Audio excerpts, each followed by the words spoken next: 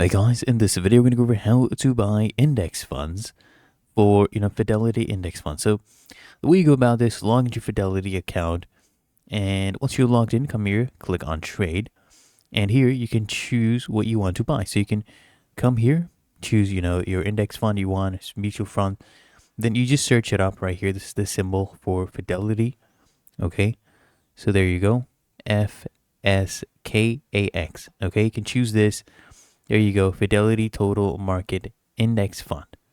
And you can choose how much you want to go ahead and buy, then you preview your order. So choose buy, enter your dollar amount, of course, how much cash you have available to trade, and then click here, preview your order. Okay, you'll see how much you'll be buying it on the next available price. So there you go, come here, place your order, and once it's been placed, you can go ahead and manage your orders. You can view your positions. Right here you can see your summary as well, activity and orders. You'll see when it will be bought. Right now it's open, so you should get it soon.